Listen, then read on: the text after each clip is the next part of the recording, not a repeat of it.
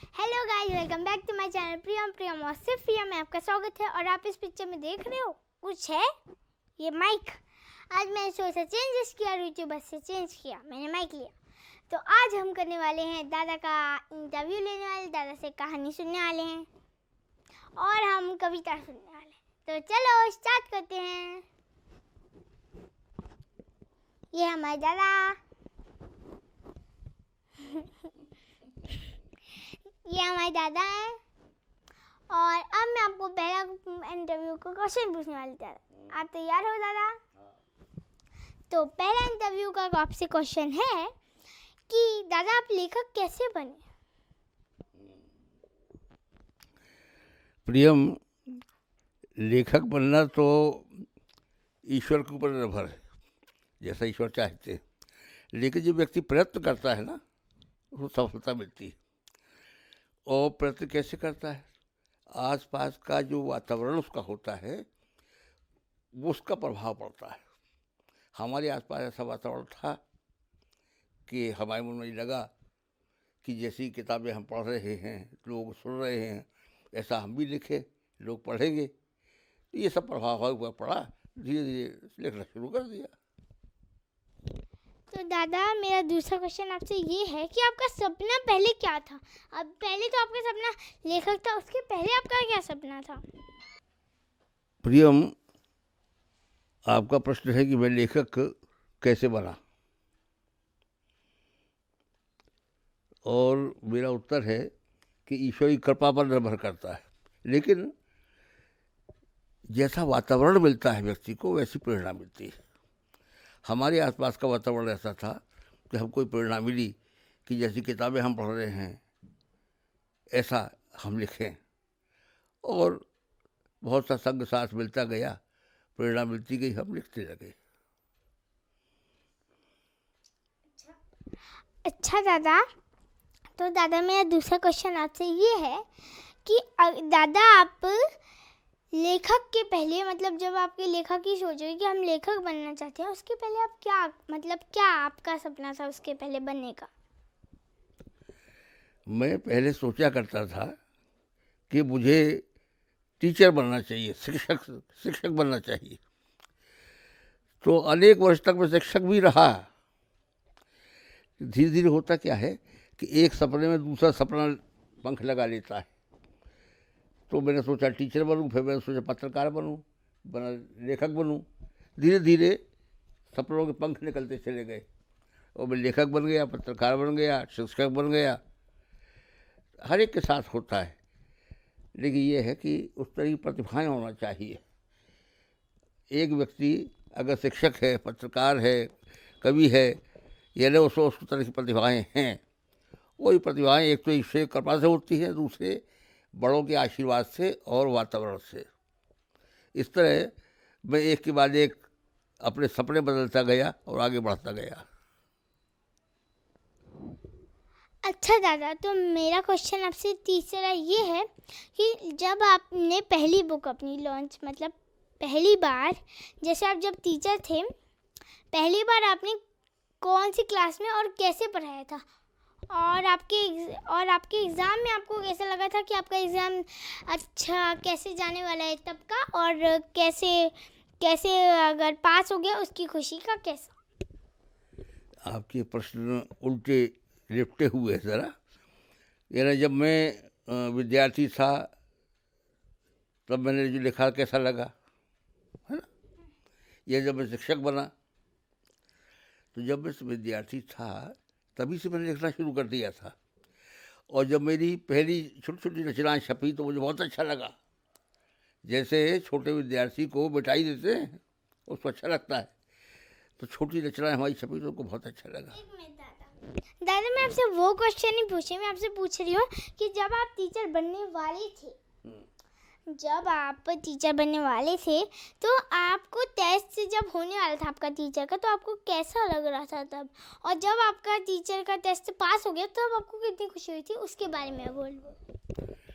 बड़ी मज़ेदार घटना है ये। हमारा इंटरव्यू टीचर का हुआ और हमको लगा कि अच्छा हुआ है। हम घर लौट कर आ गए। एक मित्र आए हमारे और हमको बधाई दी उन्होंने कि आपका नाम इंटरव्यू में आ गया है। मैंने कहा भाई मैं तो देखने गया था, मुझे नहीं मिला। बोले चलिए बस साथ में। वो दिवाली का दिन था, हम उनके साथ गए तो उन्होंने टार्च से बताया, कहा ये देखिए सबसे ऊपर नाम आपका है, सबसे ऊपर नाम आपका है। अरे हम कैसे कैसे हुआ? तो भाई आपने वैसे उत्तर दिए हो। बाद में फिर मुझे पता लगा कि जितने लोग इंटरव्यू में बैठे थे सब लोग बड़े प्रसन्न हुए थे कि अच्छे उत्तर दिए मैंने।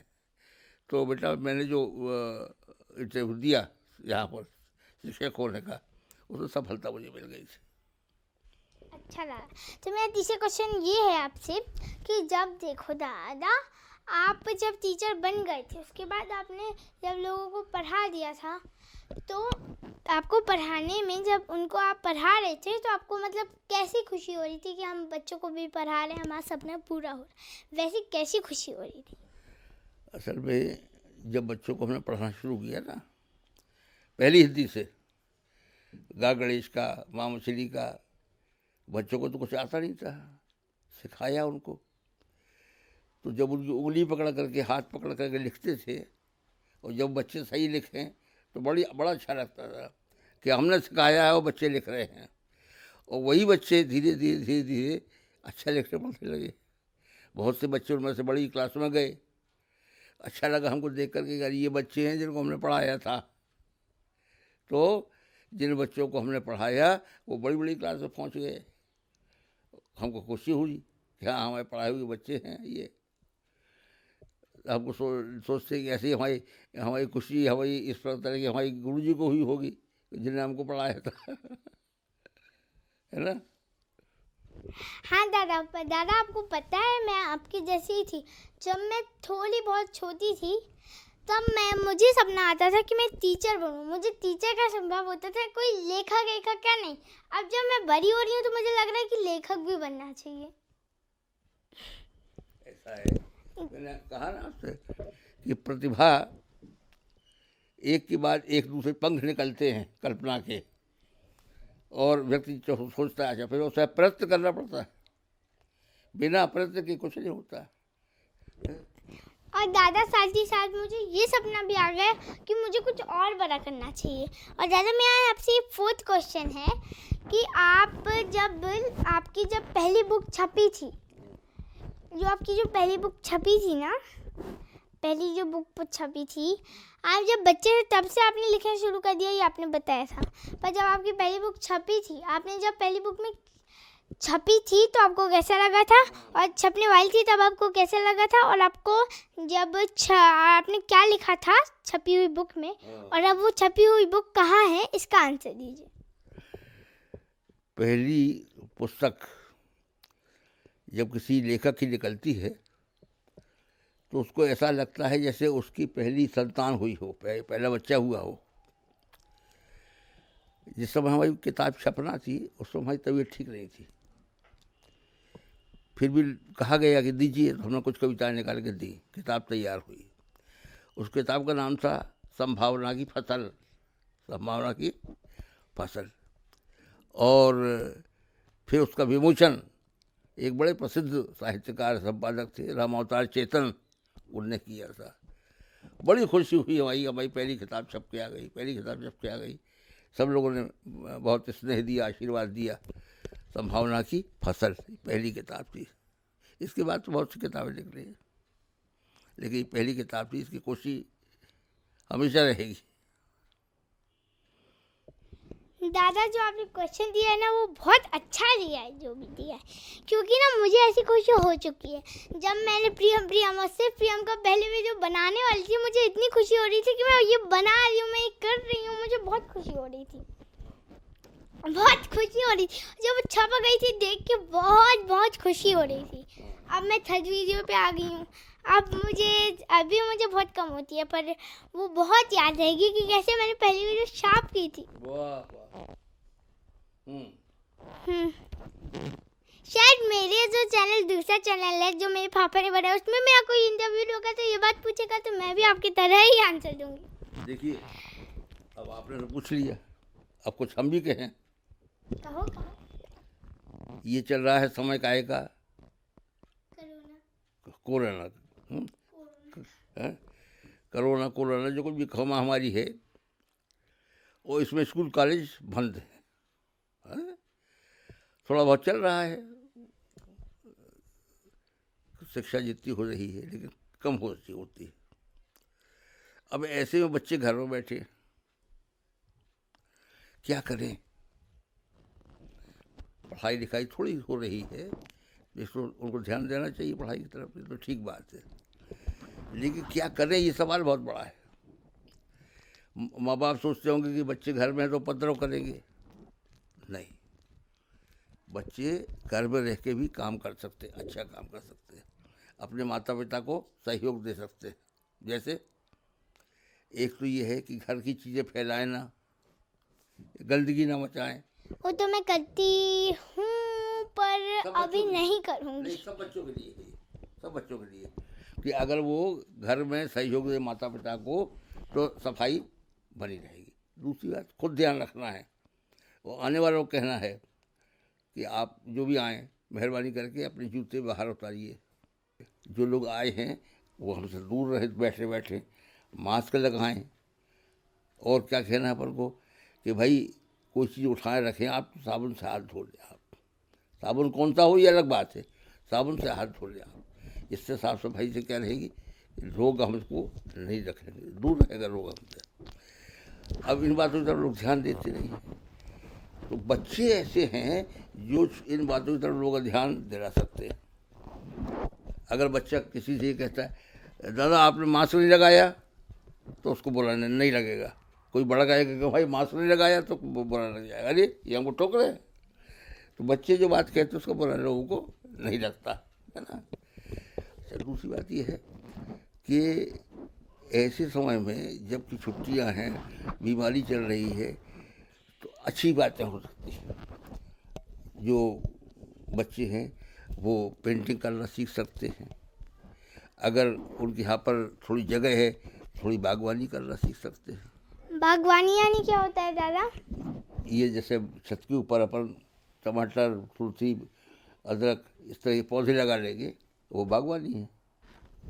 अच्छा, मतलब पेड़ उगाना। हाँ, पेड़ उगाना। क्योंकि अभी ऑक्सीजन मिलती है। वही तो मैं बोलना चाह रही थी अभी, क्योंकि पेड़ों से ऑक्सीजन मिलती है और ऑक्सीजन हमारे लिए बहुत ज़रूरी है, और इस समय में तो बहुत ज़रूरी है। इस समय कोरोना काल चल रहा है, हमें ऑक्सीजन की बहुत ज़रूरत है, इसलिए हमें पेड़ लगाने चाहिए। और दादा की ये बात भी सही है। अब दादा, मेरा 5th क्वेश्चन आपसे ये है कि जब आप बहुत बड़े लेखक से मतलब मीडियम बन गए थे, जैसे आपकी 10 कम से कम बुक छप गई हो, या फिर 5 या फिर 3 भी छप गए हों, तो आपको कैसा लगा था तब? मतलब ऐसा लगा था कि कैसा लगा था? हर पुस्तक जब छपती है तो लेखक को आनंद देती है। जैसे जैसे किताबें छपती गई मेरी, लोग उनकी प्रशंसा करते गए हैं, मुझे अच्छा लगता गया, और ऐसा लगा कि मैं और लिखूँ, और अच्छा लिखूँ, और अच्छा लिखूँ। और इसी में तो आदमी चाहता है कि हम जो करें उसकी लोग प्रशंसा करें, तारीफ़ करें। तो जब हमने लिखा, लोगों ने तारीफ़ की, तो हमको अच्छा लगा, हमने कहा और लिखेंगे और लिखेंगे। तो हमने लगभग हमारी लिखित किताबें और अनुवाद वाली और संपादन वाली लगभग 50 किताबें हो गई। खूब लिखा है, अभी भी लिखा हुआ बहुत रखा हुआ है। तो इससे क्या होता है कि जो लोग पढ़ने वाले हैं वो गाइड करते हैं, वो दिशा देते हैं कि ये आपने ठीक लिखा है। सबका लिखा पसंद नहीं करते, तो जब लोग पसंद करते हैं कि हाँ भाई अच्छा लिखा आपने, तो मन बढ़ता है, आप उस दिशा में लिखते हैं, आगे बढ़ते हैं, है ना। हाँ, तो दादा ऐसा वैसा मुझे भी हो चुका है। मैंने जब अपनी वीडियो छापी थी ना, तो लोग बहुत बोल रहे थे अच्छा लिखा, मतलब अच्छा बोला, अच्छा किया, तो मुझे बहुत खुशी हुई थी कि मैंने अच्छा किया, अच्छा बोला। तो अब मेरा लास्ट क्वेश्चन आपसे, लास्ट है, इसके बाद हम कविता कहानी सुनेंगे। तो ये लास्ट क्वेश्चन मैं आपसे बोलना चाहती हूँ कि दादा, आपको जब आप लेखक बहुत बड़े बन गए, मतलब जैसे कि कम से कम 100 छाप ली हूँ, तब आपको और आप बोलते थे ना बुलंदी छूते हम, तो और कौन सा सपना आया था जो आप पूरा नहीं कर पाए? ऐसा है कि कोई भी व्यक्ति हो, उसके मन में आशा और आकांक्षा जिसको कहते हैं बहुत होती है, मुझे ये करना है वो करना है, लेकिन बेटा हर इच्छा पूरी नहीं होती है। तो एक बात है कि अपने मन में संकल्प रखना चाहिए कि हमें ऐसा करना है और उस दिशा में बढ़ना चाहिए। मेरे मन में भी बहुत सी बातें हैं जो पूरी नहीं हुई, लेकिन मैं संकल्प किए हुए हूँ कि नहीं मुझे ये करना है, वो पीछे चल रहा हूँ उसकी, अब जितना ही पूरा हो जाए। क्योंकि जब तक जीवन रहे व्यक्ति का तब तक उसको कोशिश करना नहीं छोड़ना चाहिए। ठीक है। हाँ, और दादा अब आप हम आपसे, जब मैंने बोला था मुझे एक और सपना आया था बहुत बड़ा, वो सपना मुझे आया था कि मुझे ना मतलब एक मिस वर्ल्ड बनना था। मैं कैसे बताऊँ, मतलब मुझे अभी से उसकी प्रैक्टिस कर रही हूँ। मैंने पूरा सीखा है, उनका पूरा क्वेश्चन में मैंने आंसर भी सोचा है कि मैं क्या करूँगी, क्या बोलूँगी। अब दादा मैं आपसे पूछती हूँ कि दादा आप हमें एक कहानी सुनाइए, एक बात में आपको कविता सुनाइए। कि अभी कहा कि मिस वर्ल्ड तो एक दिशा नहीं है।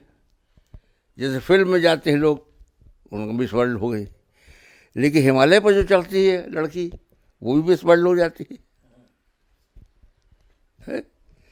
दादा मेरी बात मुझे कुछ समझ में नहीं आई। मिस वर्ल्ड अभी तक क्या समझते हैं अपन कि जो लड़कियां जाकर के चुनाव करती हैं और विश्व सुंदरी 1 नंबर 2 नंबर, और फिर उसके बाद में उनको चुनाव हो जाता है, फिर फिल्म में चली जाती है, वही मिस वर्ल्ड है, ऐसा नहीं है। हाँ दादा ऐसा बिल्कुल भी नहीं है। हिमालय पर चलने वाली लड़कियां भी, उनको भी हम मिस वर्ल्ड मानते हैं। हाँ, क्योंकि दादा देखो मुझे बताया गया था दादा कि अगर तुम मिस वर्ल्ड नहीं बनी तो उसमें क्या हो जाए। अगर मैं पहली बार नहीं बनी तो मैं दूसरी बार जाऊंगी, दूसरी बार नहीं गई तो तीसरी बार जाऊंगी, तीसरी बार नहीं गई तो चौथी बार जाऊंगी, चौथी बार नहीं तो पांचवी बार। अब मैं आपको एक कविता सुनने के लिए बोल रही हूँ, आपको एक कविता बोलिए। बहुत छोटी सी कविता हम आपको सुना रहे हैं, बहुत छोटी सी कविता है। माता का जो करते मान, माता का जो करते मान, जग करता उनका सम्मान, जग करता उनका सम्मान। माँ की कीमत पहचानो, उनकी सब बातें मानो। माँ की कीमत पहचानो, उनकी सब बातें मानो। माँ है पहली गुरु तुम्हारी, उनका कहना मानो। और पिताजी जो कुछ कहते अपने हित की जानो, और पिताजी जो कुछ कहते अपने हित की जानो। ठीक है। अच्छा, अब एक छोटी सी मैं आपको कहानी सुनाता हूँ। अच्छा दादा, उससे पहले मैं एक बात पूछूं। दादा मैंने भी जो आपने गुरु बोला था ना, माँ पहली गुरु, मैंने सुबह उनको बोला था कि अगर ये कोरोना काल ना होता, आज मेरे स्कूल होते और आज मेरा टीचर डे होता ना, तो मैं सब टीचर को बांटती, मैं मेरी एक स्पेशल टीचर को मानती, मतलब स्पेशल गुरु को देती कुछ, वो मेरी माँ। क्योंकि माँ ही हमारी पहली गुरु होती है और माँ ही हमारी पहली जो हमें सब बात सिखाती हैं वही होती हैं।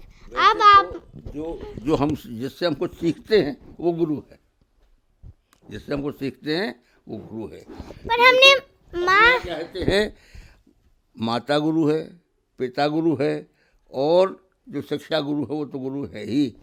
हाँ, क्योंकि ऐसा क्योंकि माँ ने हमें चलना सिखाया, पापा ने हमें दौड़ना सिखाया, बहुत कुछ सिखाया। अब आप हमें एक छोटी सी कहानी सुनाइए, वो भी मेरी फेवरेट सुनाइए, भूतिया। बच्चों में अक्सर देखते हैं अपन कि भूत से उनको बड़ा डर लगता है। भूत भूत भूत भूत की बातें इतनी फैल गई हैं लोगों में कि डर जाते हैं। अच्छा, भूत क्या है?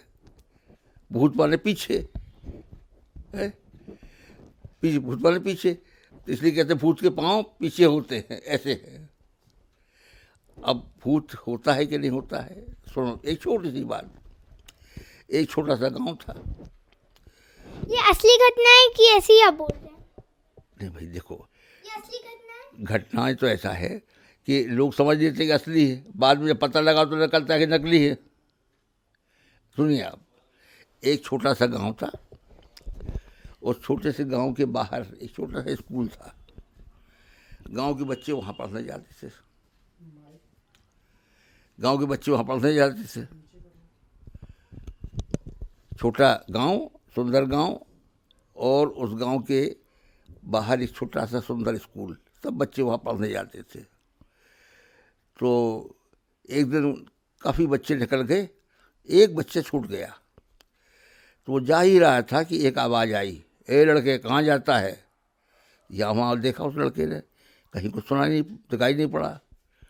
फिर आवाज़ आई, अपना खाने का डब्बा यहाँ रख दे, नहीं तो मैं तो उसको खा जाऊँगा। उसने डब्बा रख दिया। जा स्कूल चला जा, लौट के डब्बा ले लेना। ऐसे ही हुआ। आखिर लड़के ने देखा डब्बा खाली रखा हुआ है। तो माँ ने कहा कि बेटा, तुम लगता है कि तुम को कुछ खाने को नहीं मिल रहा है, तुम खाते नहीं रोटी, क्या है। रोने लगा वो। तो क्या बात है। कहा माँ आप तो रोटी रख देती हो, लेकिन ऐसा होता है कि वो कोई है जो खा जाता है। तो उसके पिता ने पूछा क्या होता है। कहा पिताजी मैं जब निकलता हूँ वहाँ से तो एक आवाज़ आती है, अपनी रोटी का डब्बा यहाँ रख दे, नहीं मैं तुझे खा जाऊँगा। तो मैं रख देता हूँ। पिताजी ने कहा अच्छा ठीक, कहाँ बताया कि वो स्कूल जाते रास्ते में पीपल का झाड़ पड़ता है, वहाँ ये आवाज़ आती है। पिताजी ने कहा कितने बजे। कहा बस मैं जाता हूँ 10:30 बजे, बस वहाँ आवाज़ आती है। पिताजी ने कहा अच्छा ठीक है। अब दूसरे दिन सुबह उसके पिता लड़के के निकल के सुबह से उस पीपल के झाड़ के दूर जाके खड़े हो गए। और फिर जब 10:30 बजे तो आवाज़ आई, ये लड़के डब्बा यहाँ रख दे। वो लड़का जब आगे निकल गया डब्बा रख करके, तो पीपल के झाड़ से एक लड़का उतर कर आया और डब्बा खाने लगा।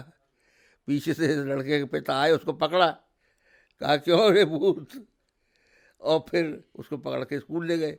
कहा कि ये लड़का भूत बन करके खाता था। सब बच्चे अरे अच्छा ऐसा था क्या, डर लोगों का दूर हो गया। तो कभी कभी ऐसा होता है कि लोग भूत के नाम पर डर पैदा कर देते हैं। ये तो छोटी बात घटना थी, ऐसी बड़ी बड़ी घटना घट जाती।